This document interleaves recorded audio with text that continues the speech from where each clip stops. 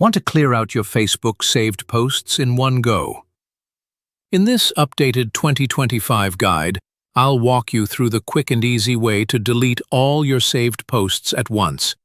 No more wasting time removing them one by one. Let's jump right in.